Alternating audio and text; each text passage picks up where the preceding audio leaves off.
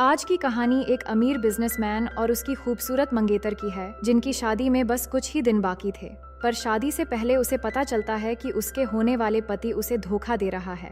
ये सच उसके दिल को बुरी तरह तोड़ देता है। गुस्से में वो उससे बदला लेने के लिए एक ऐसे लड़के को डेट करने लगती है जिसका प्यार जताने का अंदाज सबसे अलग था। लेकिन धीरे धीरे वही लड़का उसे उसके होने वाले पति से भी ज्यादा प्यार और इतना खुशियां देने लगता है जिसका एहसास उसे अपने होने वाले पति के साथ कभी नहीं हुआ था। तो कहानी की शुरुआत बॉबी नाम की एक लड़की से होती है जो अपने बॉयफ्रेंड कायो को बहुत याद कर रही होती है। काफी दिनों से दोनों की मुलाकात नहीं हुई थी, इसलिए वो उसे लगातार कॉल्स एंड मैसेजेस कर रही थी। तभी बिना कोई रिप्लाई दिए कायो अचानक उसके पीछे से आता है और उसे एक प्यारा सा सरप्राइज देता है। बॉबी उसे देखकर बहुत खुश हो जाती है क्योंकि वो कई दिनों बाद मिल रहे थे। कायो बहुत प्यार से बात करता है और मुस्कुराते हुए उसे गिफ्ट में इयररिंग्स देता है। कायो कहता है कि वो अब पूरी जिंदगी उसके साथ बिताना चाहता है और उससे शादी करना चाहता है। बॉबी तुरंत इस रिश्ते के लिए हाँ कर देती है, जिसके बाद दोनों के बीच एक प्यारा सा मोमेंट आता है और वो अपनी आने वाली नई जिंदगी की खुशी में कुछ खूबसूरत पल बिताने लगते हैं। पर ये सब जब खत्म होता है तो बॉबी के चेहरे से पता चलता है कि कायो उसे वो प्यार नहीं दे पाया जिसकी उसे उम्मीद थी। इसके बावजूद भी वो खुश है क्योंकि वो कायो से बेहद प्यार करती है। उसी रात वो एक सपना देखती है जिसमें वो एक लड़के के साथ बाइक रेसिंग कर रही है, लेकिन कुछ दूर जाने के बाद वो लड़का अचानक से गिर जाता है और उसे चोट लग जाती है। ये देखकर बॉबी उस लड़के को उठाती है और पास के एक पुराने गैराज पर ले जाती है। वहाँ जाने के बाद वो लड़का उसे अपने करीब खींच लेता है और किस करने लगता है। उस पल में बॉबी खो जाती है क्योंकि ऐसा प्यार वो कायो से एक्सपेक्ट करती है। पर तभी उसकी नजर अपनी एंगेजमेंट रिंग पर पड़ती है और उसकी आंखें खुल जाती हैं। इसके बाद कहानी शादी की तैयारियों की तरफ बढ़ती है, जहां बॉबी अपनी वेडिंग ड्रेस सिलेक्ट कर रही होती है। तभी उसकी बेस्ट फ्रेंड पैटी मुस्कुराते हुए पूछती है, क्या वो सच में पूरी जिंदगी सिर्फ एक ही इंसान के साथ बिताने के लिए तैयार है? वो जवाब देती है कि हाँ, कायो एक अच्छा इंसान है और वो उसे बहुत चाहती है। लेकिन पैटी हंसते हुए कहती है कि एक ही लड़के के साथ पूरी जिंदगी रहना उसकी बस की बात नहीं है। इससे पता चलता है कि पैटी प्यार के रिश्तों को बिल्कुल अलग नजरिए से देखती है। बॉबी भी पहले ऐसी ही थी और वो भी प्यार को सीरियसली नहीं लेती थी, लेकिन कायो के आने के बाद उसकी सोच पूरी तरह बदल गई। वो पैटी को समझाती है कि अगर सही इंसान मिल जाए तो उसके साथ घर बसाना ही सबसे बड़ी खुशी होती है। इसके बाद हमें बॉबी की दूसरी पहचान भी दिखाई जाती है। वो सिर्फ कायो की होने वाली वाइफ ही नहीं बल्कि उसकी बिजनेस पार्टनर भी है। कंपनी के ज्यादातर फाइनेंशियल ट्रांजैक्शन और जरूरी काम वही संभालती है, यानी वो प्यार के साथ साथ बिजनेस में भी एक दूसरे पर पूरा भरोसा करते हैं। अब उसी दिन उन्हें कोर्ट में जाना था जहां कायो की हियरिंग होने वाली थी। बॉबी अपने असिस्टेंट थियागो के साथ कोर्ट जा रही थी कि रास्ते में अचानक उसकी नजर एक बाइक पर पड़ती है। एक वक्त था जब बाइक राइडिंग उसकी सबसे पसंदीदा चीज थी और आज भी उसके पास एक सेम बाइक है, पर अब वो उस जिंदगी को पीछे छोड़ चुकी है। थोड़ी देर बाद वो कोर्ट पहुंच जाते हैं, मगर कायो अभी तक नहीं आया था।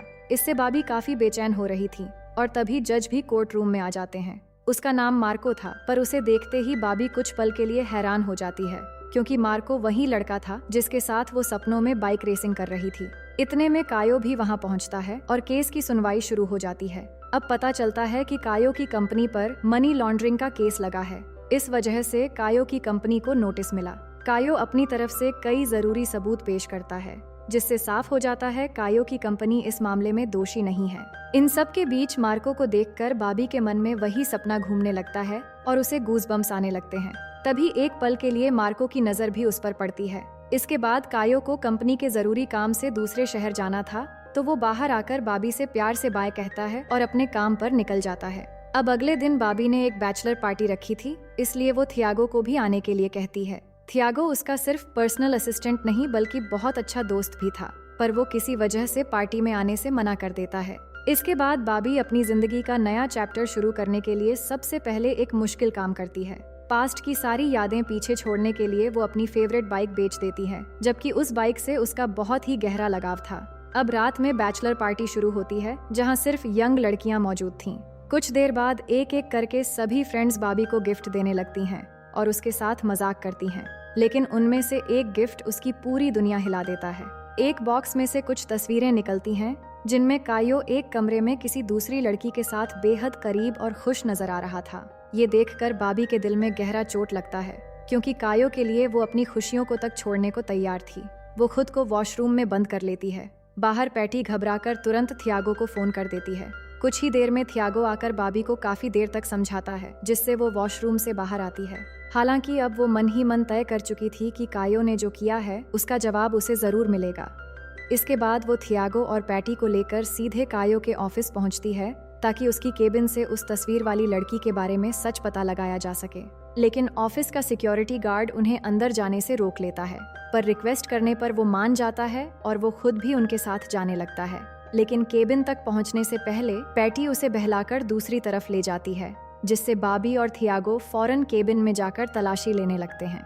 इधर पैटी उस गार्ड को बिजी रखने के लिए रोमांटिक होने लगती है, तो वहीं बाबी को पता चलता है कि कायो पिछले 2 साल से उसे चीट कर रहा है और किसी लड़की के साथ रिलेशन में है, और वो जो महंगे गिफ्ट्स बाबी को देता था बिल्कुल वैसे ही गिफ्ट्स उस लड़की को भी देता था। ये सब देखकर उसे बहुत गुस्सा आता है और वो ऑफिस में रखी महंगी चीजों को तोड़ने लगती है। आखिर में जब वो बाहर निकल आते हैं तो जाते वक्त गार्ड पूछता है कि उसे कुछ आवाज सुनाई दे रही थी, पर वो तीनों उसको बेवकूफ बनाकर वहाँ से निकल आते हैं। अब बाबी के दिल को थोड़ा बहुत सुकून मिल रहा था, पर साथ ही वो दुखी भी हो रही थी, क्योंकि जिस पर उसने सबसे ज्यादा भरोसा किया उसी ने उसे सबसे बड़ा धोखा दिया। कुछ दिन इसी दुख में बीतने लगते हैं, लेकिन वो चाहकर भी कायो को भूल नहीं पाती।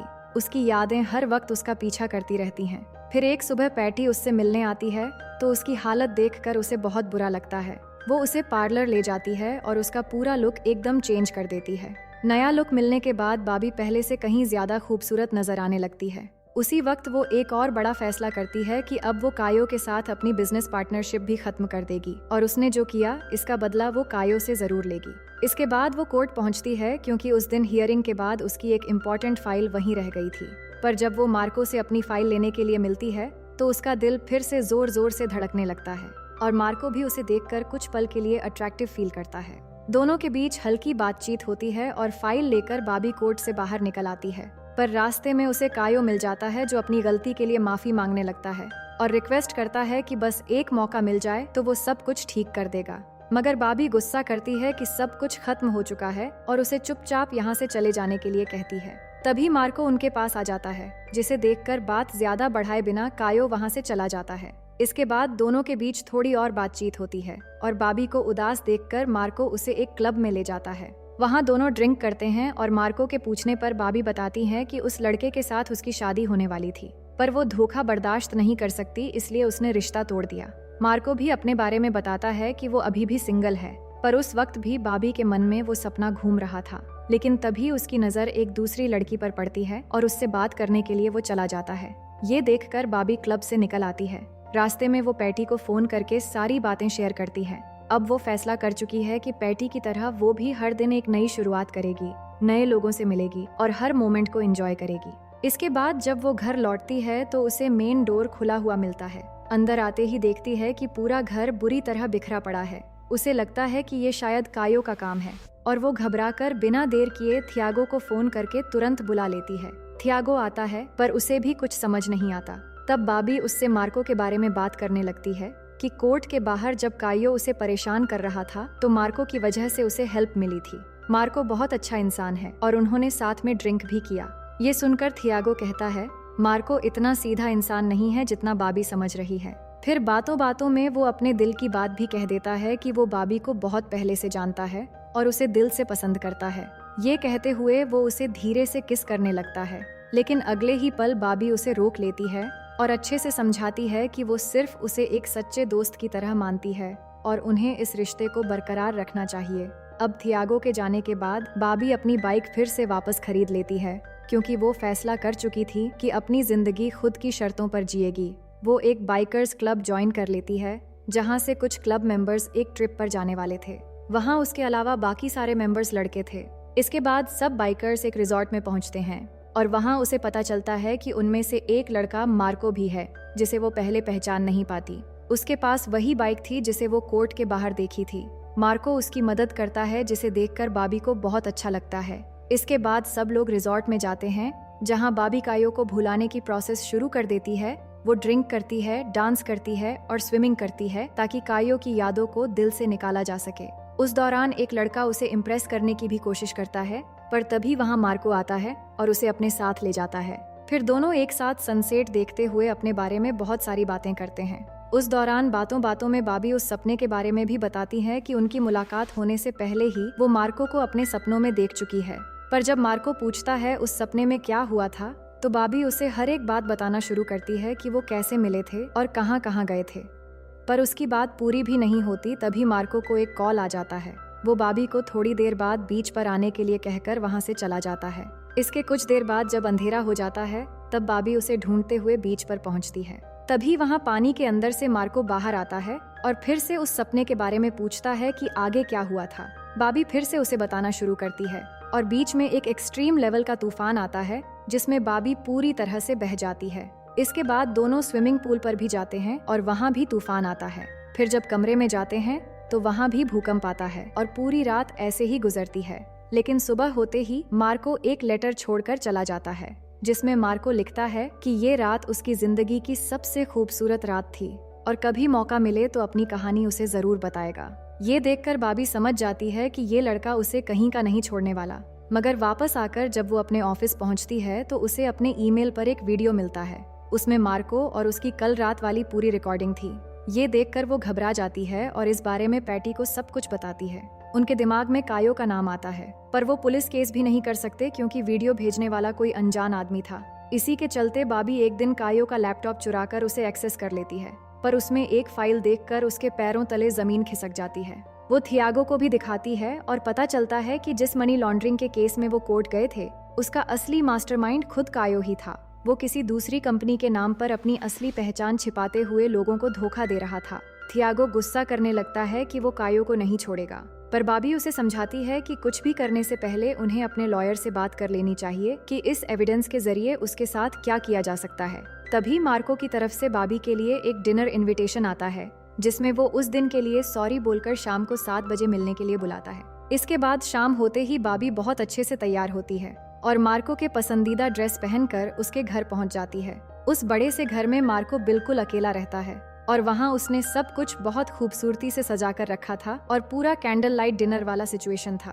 पर अंदर ही अंदर बाबी डर रही थी क्योंकि मार्को ऐसा लड़का था जो एक बार प्यार करना शुरू कर दे तो रुकने का नाम ही नहीं लेता है। पर सच तो ये था कि बाबी भी यही चाहती थी कि कोई उसे उसी तरह सच्चा प्यार करे। मार्को उसके सामने बहुत अच्छे से पेश आता है और बातें करते करते वो उसे किस करने लगता है। इसके बाद मार्को के दीवानगी भरे प्यार की शुरुआत होती है। वो उसे ऐसा प्यार देता है जो उसे कायो के साथ कभी महसूस नहीं हुआ था। अब बाबी का सिर्फ एक ही काम रह गया था, ऑफिस जाना और वापस मार्को के घर लौट आना। ये सब कई हफ्तों तक चलता है और घर का शायद ही कोई ऐसा कोना बचा था जहां वो एक दूसरे के करीब न आए हों। अब तो ऐसा लगने लगता है कि मार्को बाबी की जरूरत बन गया है। लेकिन एक रात अचानक एक औरत वहां पहुंच जाती है और वो मार्को के साथ साथ बाबी पर भी गुस्सा करने लगती है। उसकी बातों से पता चलता है कि वो मार्को की एक्स वाइफ है और उसका नाम पाउला है। ये सुनते ही बाबी नाराज होकर वहाँ से निकलने लगती है। मार्को उसे रोकने की कोशिश करता है पर वो गुस्से में जवाब देती है कि वो मार्को से प्यार करने लगी थी, मगर वो भी बाकियों की तरह झूठा निकला। ये कहकर वो अपनी बाइक लेती है और वहाँ से निकल जाती है। पर कुछ दूर जाते ही उसका भयानक एक्सीडेंट हो जाता है। उसे तुरंत हॉस्पिटल पहुँचाया जाता है जहाँ कई दिनों तक उसका इलाज चलता है। लेकिन बाबी थियागो से कहती है कि वो कोई नेचुरल एक्सीडेंट नहीं था, बल्कि किसी गाड़ी ने जानबूझकर उसे टक्कर मारी थी। कुछ दिन बाद वो जब ठीक होकर घर लौटती है तो मार्को उससे मिलने आता है। वो कई बार उससे माफी मांगता है और पूरी सच्चाई बताने की कोशिश करता है। फिर वो उसे हॉस्पिटल ले जाता है जहां उसकी 3 साल की बेटी एडमिट थी और वो एक गंभीर बीमारी से जूझ रही थी। मार्को बताता है कि उसकी वाइफ पाउला पहले से अल्कोहलिक थी और प्रेगनेंसी के समय भी वो बिल्कुल केयरलेस होकर नशा करती रही और इसी वजह से उसकी बेटी जन्म के बाद आज तक हॉस्पिटल में एडमिट है। बहुत समझाने के बाद भी जब उसने नशा नहीं छोड़ा तो वो पाउला से दूर हो गया। ये सब सुनने के बाद बाबी का गुस्सा काफी हद तक कम हो जाता है। फिर वो मार्को से अपने बारे में भी कहती है कि उसका एक्सीडेंट ऐसे ही नहीं हुआ था, बल्कि किसी गाड़ी ने उसे जानबूझकर टक्कर मारी थी। इसके बाद मार्को अपने असिस्टेंट की मदद से जगह जगह पर कैमरे और ट्रैकर लगवा देता है ताकि बाबी के आसपास आने जाने वाले हर इंसान पर नजर रखी जा सके। दूसरी तरफ कहानी में एक और सस्पेंसफुल मोड आता है जहां कायो को देखकर पता चलता है जैसे किसी ने उसकी बेरहमी से पिटाई की हो। तभी वहां थियागो पहुंचता है और पता चलता है कि थियागो एक खतरनाक गैंग के साथ मिलकर ये सब कुछ करवा रहा है और उसके साथ कायो भी शामिल है। जिस दिन बाबी के हाथों कायो का लैपटॉप लगा उसी दिन से उस गैंग के लोग कायो और थियागो के पीछे पड़े हुए हैं, क्योंकि उस लैपटॉप में सारा डेटा है। अब बाबी और मार्को रिलेशन में हैं, इसीलिए ये जानकारी अगर कोर्ट में पहुंच गई तो उन्हें जेल जाना होगा। इसी वजह से थियागो ने उसका एक्सीडेंट करवाया, पर वो बच निकली। अब वो फैसला करते हैं कि चाहे कुछ भी हो जाए, बाबी को रास्ते से हटाना ही होगा, वरना गैंग के लोग उन्हें खत्म कर देंगे। लेकिन उन्हें बिल्कुल अंदाजा नहीं था कि मार्को उनकी सारी बातें सुन रहा है, क्योंकि वो पहले से ही उन्हें ट्रैक कर रहा था। वो तुरंत बाबी को होशियार करने के लिए फोन करता है, जो इन सब से बिल्कुल अनजान थी। वो एविडेंस लेकर कायो के खिलाफ केस करने थियागो के साथ निकल जाती है, पर रास्ते में थियागो अपना असली चेहरा दिखा देता है और बाबी को गन दिखाकर किडनैप कर लेता है। बाबी घबरा जाती है, जिस दौरान मार्को भी लगातार उसे कॉल कर रहा होता है। थियागो धमकी देकर फोन रिसीव करने से मना करता है, फिर भी वो अचानक फोन उठाकर जल्दी जल्दी सिचुएशन बता देती है। मगर उसकी लाइव लोकेशन पाने के लिए मार्को पैटी को फोन करता है, क्योंकि एक ऐप के जरिए उन दोनों की लोकेशन आपस में सिंक थी। इस दौरान वो पुलिस को भी इन्फॉर्म कर देता है। वहीं थियागो बाबी को एक सुनसान जंगल में ले जाकर गाड़ी रोक देता है, जहां वो बाबी को खत्म करने लाया है। बाबी उससे बहुत रिक्वेस्ट करती है, क्योंकि वो उसे अपनी सबसे अच्छा दोस्त मानती थी, पर थियागो उसे धमकाकर जंगल के और अंदर ले जाता है। वहाँ कायो उसके लिए एक कब्र खोद रहा था, क्योंकि दोनों पहले से ही बाबी को मारकर उसकी लाश छिपाने की प्लानिंग बना चुके थे। इसके बाद थियागो कायो को गन देकर उसे शूट करने के लिए कहता है, पर कायो उस पर गोली नहीं चला पाता, क्योंकि वो कभी बाबी से प्यार करता था। तभी बाबी मौका देखकर उन पर हमला करती है, पर थियागो उसे पकड़ लेता है और अगले ही पल कायो को शूट कर देता है। अब उसका निशाना बाबी पर था, पर कुछ होने से पहले ही मार्को वहाँ पहुँच जाता है और दोनों के बीच जबरदस्त लड़ाई होती है। पर अचानक मार्को को गोली लग जाती है, जिससे वो घायल होकर बेहोश हो जाता है। अब बाबी का बचना नामुमकिन लग रहा था, पर गोली चलाने से पहले अचानक एक पुलिस ऑफिसर थियागो को पीछे से शूट कर देता है, जिससे वहीं पर गिरकर हमेशा के लिए उसका खेल खत्म हो जाता है। इसके बाद पुलिस उन्हें रेस्क्यू कर लेती है और मार्को को तुरंत हॉस्पिटल पहुंचाया जाता है। कायो बच जाता है, पर उसे पुलिस अरेस्ट कर लेती है। कुछ हफ्तों बाद मार्को पूरी तरह ठीक हो चुका था और बाबी अपने पुराने दर्द को भुलाकर अब उसके साथ थी। इतनी मुश्किलों के बाद आखिर वो फैसला कर चुके थे कि कभी एक दूसरे को धोखा नहीं देंगे और उनके बीच बिल्कुल पहले जैसा प्यार बरकरार रहेगी। और इसी के साथ कहानी यहीं पर खत्म हो जाती है। तो दोस्तों, मैं उम्मीद करती हूँ कि ये कहानी आपको बेहद पसंद आई होगी।